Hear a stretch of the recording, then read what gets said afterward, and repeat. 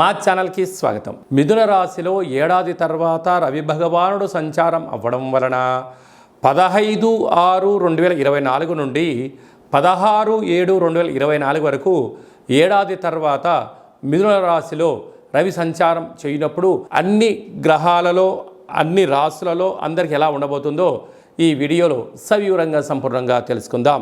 కర్కాటక రాశి వారికి ఏడాది తర్వాత రవి భగవానుడు మిథున రాశిలో వ్యయంలో సంచారము చేయడం, ఒకవైపు అష్టమస్థాన శని సంచార స్థితి జరుగుతూ ఉన్నప్పుడు వ్యయంలో రవి భగవానుడు ఉండడం వలన ఆరోగ్యంలో చికాకులు, స్థానచలనం, ప్రయాణాల్లో ఆటంకాలు, ధనం సమయం రెండు వృధా అవ్వడం, హాస్పిటల్స్, కారాగారాలు, పోలీస్ శాఖ, రక్షణ శాఖ, వివాదాలు, గొడవలు, అశాంతి మిమ్మల్ని ముంచి వేసే ప్రమాదం పొంచి ఉంది.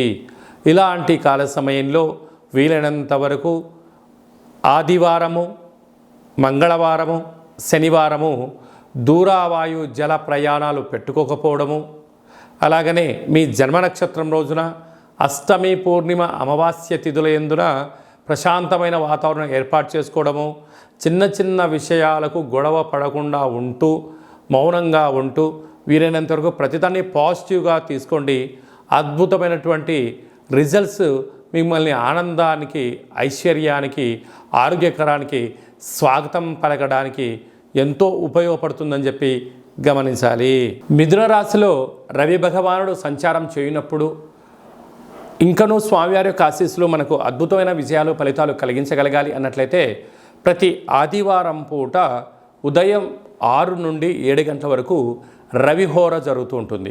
అలాగా నెల పొడవునా ఆ సమయంలో రవిహోర కాల సమయంలో ఎలాంటి విధి విధానాలు పాటించాలన్నట్లయితే ఎరుపు వస్త్రాలు ధరింపచేయడం, గోధుమలతో కూడుకున్న ఆహారాన్ని భుజించడం, ఆవులకు, కుక్కలకు, సాధు సంతులకు గోధుమ రొట్టెలను దానం చేయడం వలన మంచి ఫలితం కలుగుతుంది అని చెప్పి గమనించాలి. అలాగనే ఇంకనూ మనం విజయం సాధించగలగాలి అన్నట్లయితే ఈ యొక్క పాత్ర కంచు పాత్ర అంటారు. ఇక్కడ రాసులు 12 ఎలా ఉంటాయో 12 రాసులను అచ్చు వేయడం జరుగుతుంది.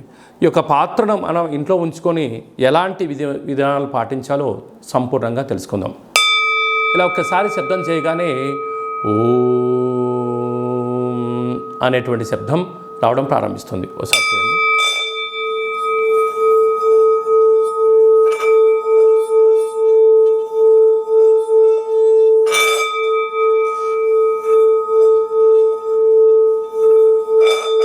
ఈ ఓంకార శబ్దం వలన మనిషి శరీరంలో ఉండబడినటువంటి షట్చక్రాలు వికసింపచేయడం, మనశ్శాంతి కలుగుతుంది. అలాగనే ప్రతిరోజు సూర్య నమస్కారం, సూర్య ఆసనాలు వేయడం వలన ఆయురారోగ్యాలు కలుగుతాయి. ఈ యొక్క పాత్రను ఇంట్లో ఉంచుకోవడం వలన సకల దుష్టగ్రహాలు తొలగిపోయి అనారోగ్యం తొలగి ఆరోగ్యం కలిగి మనం అనుకుంటున్న అన్ని పనులలో విజయం సాధించడం జరుగుతుంది. అలాగా ఈ యొక్క కంచు పాత్ర అంటే అక్షయ పాత్ర, ఒక పిరమిడు, డాలరు, కంకణము మీకోసం ప్రత్యేకంగా ఆరోగ్యకారకుడైనటువంటి సూర్యుడితో కూడుకున్న కాళభైరవ హోమాన్ని చేయించడం, మీ పేరుపైన సౌభాగ్య ముడుపును కట్టడం, కూష్మాండ దీపాన్ని ఏర్పాటు చేయడం, అలాగే కాళభైరవ హోమము మీకోసం ప్రత్యేకంగా చేయించి వాట్సాప్ కాల్ ద్వారా ప్రత్యక్ష ప్రసారంగా చూపించి ఈ యొక్క ప్రసాదాన్ని మీకు అందజేయడం జరుగుతుంది. అలాగా ఉదయం ఒక 12 సార్లు, సాయంత్రం ఒక 12 సార్లు ఈ యొక్క అక్షయ పాత్రను సేవ చేయడం వలన గృహంలో లక్ష్మీదేవి గళ్ళు గళ్ళు మనడం, నరదృష్టి, శత్రు ప్రభావాలు, అలాగే తంత్ర ప్రయోగాలు, తాంత్రిక ప్రయోగాలు, దోషాలు తొలగిపోతాయని చెప్పి గమనించాలి. అలాగనే విద్యార్థులకు విద్యాకర్షణ, ఉద్యోగస్తులకు ఉద్యోగం ఆకర్షణ, వివాహం కాని వారికి వివాహం ఆకర్షణ అవ్వడము, వ్యాపారము, విదేశానము, కోర్టు సమస్యలు, తంత్ర ప్రయోగాలు, తాంత్రిక ప్రయోగాలు దోషం తొలగిపోవడము, గృహాలు, భూములు, క్రయ విక్రయాలు యోగదాయకం అని చెప్పి గమనించగలగాలి. మనమందరము కూడా కాళభైరవ స్వామిని స్మరణ చేద్దాం, అక్షయ పాత్ర ఇంట్లో ఉంచుకుందాం, ఐశ్వర్యానికి స్వాగతం పలుకుతాం. అలాగనే మన వ్యక్తిగత జాతకం తెలుసుకోవాలనుకుంటున్నారా? మీ యొక్క పేరు, పుట్టినటువంటి తేదీ, నెల, సంవత్సరం, సమయం రాసి మీరు వాట్సాప్లో పంపించగలిగినట్లయితే పూర్తి 100 సంవత్సరముల జాతకాన్ని వ్రాసి పంపించి మీరు పుట్టినప్పుడు గ్రహ గమనాలు ఎలా ఉన్నాయి, ప్రస్తుతం ఎలా ఉంటున్నాయి, రాబోయే కాలంలో ఎలా ఉంటున్నాయో సవివరంగా సంపూర్ణంగా తెలియజేయడం జరుగుతుంది. అలాగే చాలామందికి పుట్టినటువంటి కాల సమయంలో డేటా ఆఫ్ బర్త్లు లేనటువంటి కారణం వలన మీ పేరు యొక్క మొదటి అక్షరాన్ని అనుసరిస్తూ రాశిని తెలియచేస్తూ అలాగనే కాళభైరవ ఉపాసన చేత భూత భవిష్యత్ వర్తమానాన్ని తెలియచేస్తూ గవళ ద్వారా జ్యోతిష్యం చెప్పబడడం జరుగుతుంది. మన యొక్క దేవాలయంలో డేటా ఆఫ్ బర్త్లు లేనటువంటి వారికి, ఉండబడినటువంటి వారికి జ్యోతిష్యం చెప్పించుకున్నటువంటి వారికి మన యొక్క దేవాలయంలో అష్టమి, పూర్ణిమ, బహుళాష్టమి, అమావాస్య సందర్భంగా కాళభైరవ హోమం చేయడం జరుగుతుంది. అప్పుడు మీకు మీ గోత్రనామాల పైన స్వామివారికి అర్చన, కూష్మాండ దీపము, కాళభైరవ హోమం చేయించి మీకు వీడియో కాల్ ప్రత్యక్ష ప్రసారంగా చూపించడం జరుగుతుంది. కనుక మనమందరము కూడా కాళభైరవ స్వామిని స్మరిద్దాం, ధ్యానిద్దాం, కష్టాలకు స్వస్తి పలుకుదాం, సంచిత కర్మ, ప్రారబ్ధ కర్మ, ఆగమిక కర్మలను నివారించుకుందామని చెప్పి గమనించాలి. అలాగనే మీ అబ్బాయి కానీ అమ్మాయి కానీ పుట్టినట్టయితే వారి యొక్క ఆ రోజు, ఆ తిథి, వారము, నక్షత్ర ప్రకారంగా ఎలాంటి జన్మనామం పెట్టుకోవాలో తెలియజేయడం జరుగుతుంది.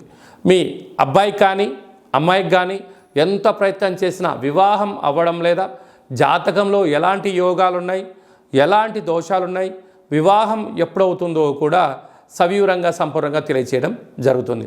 అలాగనే వచ్చినటువంటి వధువు కానీ వరుడు యొక్క వీరిద్దరి యొక్క జాతక కలిపిన తర్వాత పాదాలు, గణాలు, గుణాలు, జీవన విధానము, సంతాన పరిస్థితి, విదేశీయానము, ధనయోగము, భూయోగము, ప్రభుత్వ ఉద్యోగ యోగాలు ఎలా ఉంటున్నాయో కూడా వారిద్దరిని వివాహబద్ధం తదనంతరం ఎలా ఉండబోతుందో కూడా తెలియజేయడం జరుగుతుంది.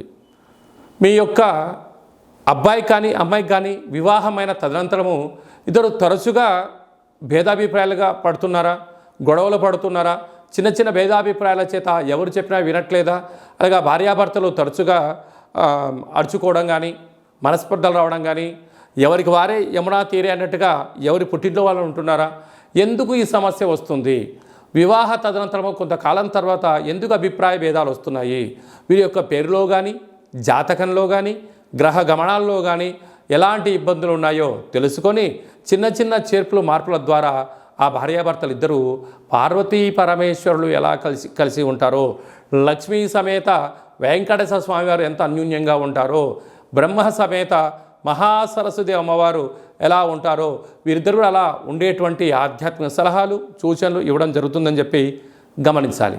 అలాగనే మీ యొక్క విద్యార్థులు ఎలాంటి చదువు చదువుకోవాలి, ఎలాంటి వృత్తుల్లోకి వెళ్ళాలి, ఎలాంటి వ్యాపారాలు చేయాలి, వీరికి వ్యాపారం అనుకూలంగా ఉంటుందా లేదా, ఎలాంటి ఉద్యోగం చేయాలి అనేటువంటిది కూడా జాతకంలో సవివరంగా సంపూర్ణంగా కూడా తెలియజేయడం జరుగుతుంది. అలాగనే మనము నూతనంగా వాహనాలు కొనుగోలు చేస్తూ ఉంటాం. బైకులు కానీ కార్లు కానీ వేరే పరిస్థితుల ప్రభావంతో మనము మార్చుకోవడం కానీ జరుగుతూ ఉంటుంది. మన యొక్క జాతకరీత్యా ఎలాంటి రంగు, ఎలాంటి నెంబరు కూడా తెలియచేయడం జరుగుతుంటుంది. కనుక మంచి వాహనాలను కొనుగోలు చేసుకుందాం, మంచి లక్కీ నెంబర్లను సంపాదిద్దాం, వాహన యోగాన్ని కలిగి ఉందామని చెప్పి తెలుసుకుందాం.